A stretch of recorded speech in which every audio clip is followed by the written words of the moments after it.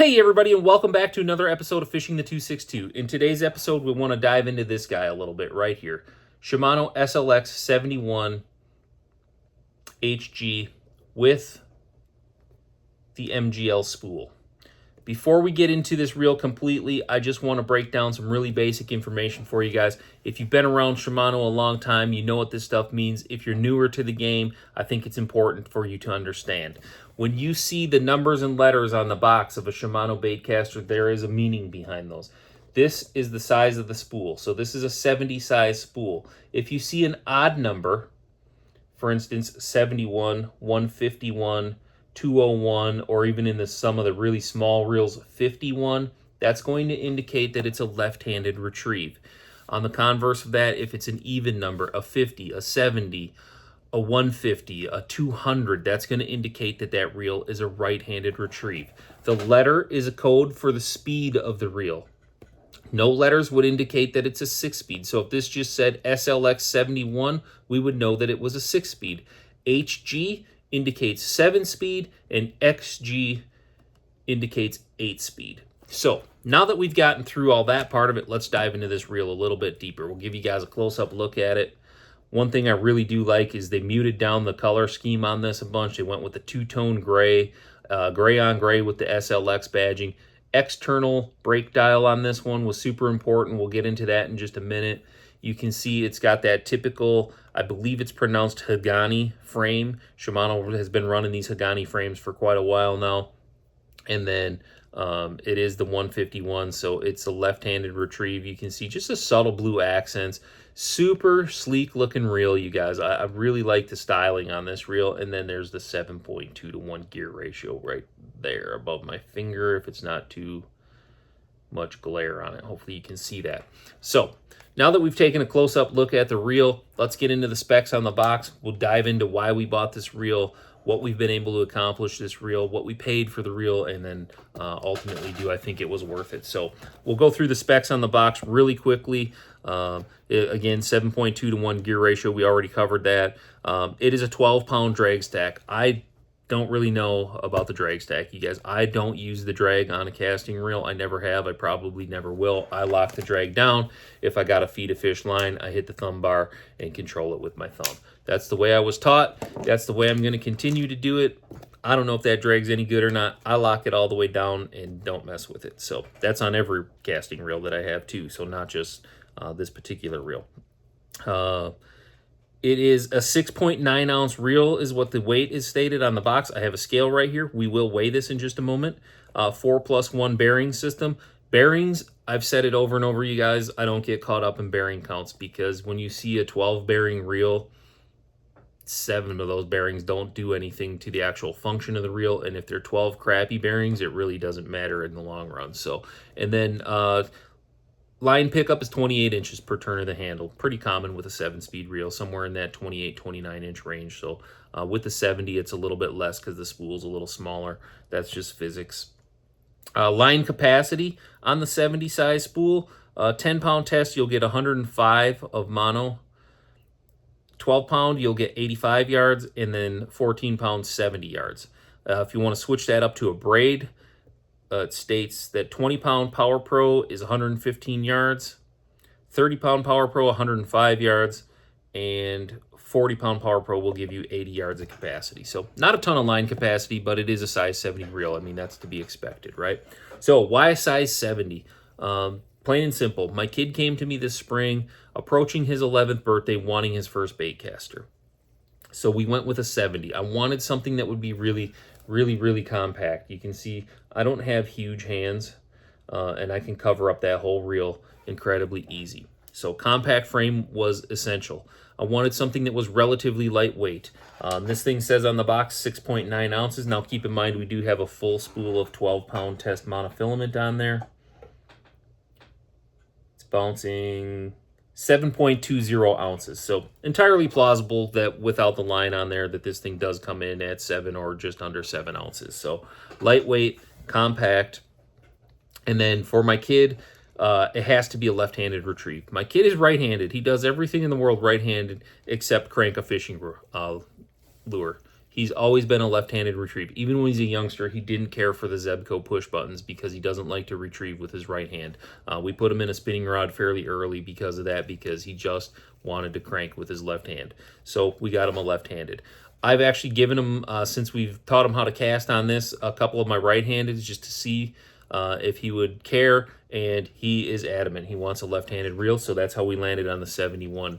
HG, I just wanted an all-purpose reel, something he could do a lot of different things with. So that's how we landed here. What do we pay for this reel? 149 bucks, you guys. Tackle Warehouse, same as you. I buy all my gear. I don't have any partnerships. I don't have any sponsorships, and that's the way I intend to keep it, because it allows me to speak freely and state my honest, sometimes brutally unadulterated opinion. So let's get into the reel. How does it cast? Like a bullet, you guys. It casts is awesome. It just is awesome. I don't know what else to say. Like, I've done a lot of different things. My son has been gracious enough to allow me to borrow this reel a couple of times so that I could put it through all the paces and kind of talk about it. So let's get into that a little bit. Things that I've done with this reel. They say the MGL spool is really designed for lighter weight baits, and I have to say this thing shines in that situation. I have thrown weightless Senkos on this reel. I have thrown some super lightweight, like 1/4 and 3/16 ounce finesse jigs on this reel. Some of the smaller jerk baits I threw on this reel just to test out how it would do with the lighter lures, and it does a tremendously good job. Casting into the wind, super easy once you get it set up. This reel does really, really well in the wind, you guys. I have thrown square bills, chatterbaits, Texas rigs, weightless Senkos, finesse jigs, skipped docks. I'm just trying to go through it in my mind, make sure I'm not missing anything, but it handled most of those situations really well.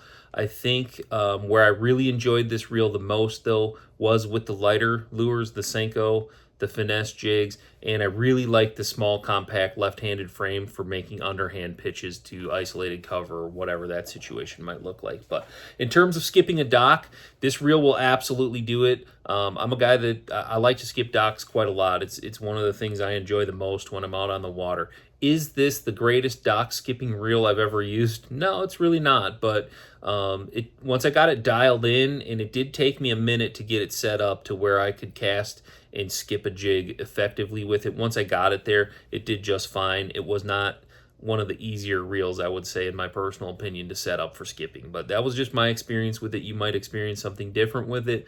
With that said, you can absolutely skip docks with this and feel good about it. Power, I think it does fine. You know, I didn't throw it up into any super duper heavy cover. We just don't have that kind of fishing around here early in the season. So, but, you know, when I was Texas rigging or cracking a jig with it, you know, no issues winding them away from the docks or anything like that. It really does have plenty of power, even in a 7-speed, to get them away from the cover. It retrieves smoothly when you're throwing a square bill or a crankbait or anything like that. Now, I wouldn't go deep cranking. It doesn't have the line capacity nor near enough torque to throw like a 8XD or a 10XD, something like that. But if you want to throw little square bills around with this, absolutely. 3/8 ounce chatterbaits, definitely. Texas rig with a worm or a craw, creature bait, absolutely. Could you throw lighter swing jigs on it? You know, 3/8, probably a half. I don't know that I would throw a 3/4 ounce jig on this. I didn't try it, but it might be okay for those techniques. But for the smaller jigs, it really shined. I thought it casted lightweight lures incredibly well. It handled itself into the wind really well, and it's remarkably easy to cast, to so much to the point that my kid had never thrown a casting reel until he got this reel back in April. His birthday was in May. We gave it to him a little bit early, and he has not had a catastrophic backlash on this. We have not had to cut any line off of this reel. Probably here in the next month or so, when this thing's ready for a respool, we're going to upgrade him. Right now we got 12-pound mono on there. We'll probably throw some fluorocarbon on there. You know, let him start bottom fishing. He's been winding a lot with this, but he is starting to learn how to bottom fish a little more. So we're going to get him out throwing some jigs around the dock, pitching. We'll get him some easy targets and kind of teach him how to do that this spring. And it's just been a really good reel, you guys. I think this reel punches above its weight. I think it really compares favorably to my Corrado MGLs. and it's $80 cheaper. So I would have no problem recommending this reel to anybody, whether you are a beginner looking for your first bait caster or you're a seasoned tournament angler. I think this reel can do a lot of things for a lot of people, and I have no problem recommending it. And at $149, it's not cheap, but it's not a budget breaker. It's not a deal breaker. It's not like looking at a Metanium that's going to run into the 450 range, or even, you know, get north of 200, not even approaching 200 at $149. I think this is a steal. I think it's a great value, you guys. I can't say enough positive things about this reel for the price point it's at, for the performance it delivers. This is just a really solid pickup. Now, what we got to figure out with this guy, and that's the true test, is where is this reel 1 year from now, 2 years from now, 5 years from now? I've had really good success with Shimano over the years. I have finally moved away from some of the older green Corrado E's. I don't think I have any of those left anymore. I still have some Siticas, and those are still running flawlessly. And I have a lot of Corrados of the newer versions, the K and whatnot. So, but going forward, if they expand this lineup with the MGL spool and start offering it in 150 or a 200 size, I could see this becoming my go-to reel. And at $149, I'd be glad to save the money on it because it really does deliver. So with all that said, go out and get yourself one of these. I don't think you're going to be disappointed. I think you'll be honestly pleasantly surprised at what it delivers for the price point, you guys. And like I said, it's been a great reel to teach a young angler how to fish on.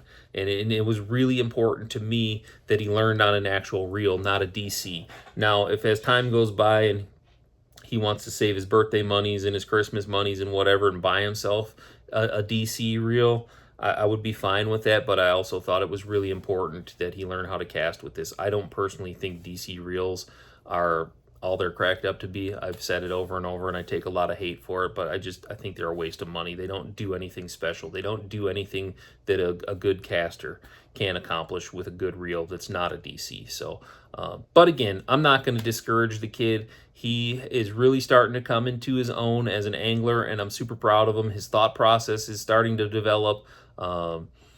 His lure selection is sometimes odd to me, but again, I don't steer him in those situations. I let him think it through. I let him choose his lures, and there's been some days, you guys, where he's taken the boat into some spots where I wouldn't be using a technique that I wouldn't use, and he will catch the absolute fire out of him. So it's been incredible to watch him grow as a young angler.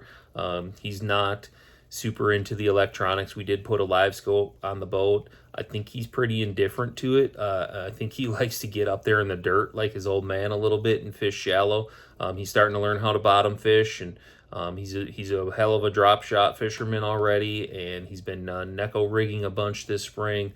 He's been throwing some square bills around on this, catching them doing that. Some 3/8 ounce chatterbaiting on this, catching them that way. So he's really becoming pretty versatile, and I'm really happy to see the growth in his fishing, and that's what this is all about. That's what this purchase was all about. Getting him a good reel, something that he could feel good about, something that would be able to perform on the water for him, and just let him run with it. And this reel has achieved all of that and then some. We're probably going to look to invest in another one down the road here.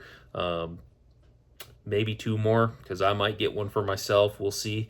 But super good reel, you guys. Super impressed with this thing. I hope you guys have appreciated some of the information that we've presented here today. Most importantly, you guys, take a kid fishing in tight lines. See you on the next one.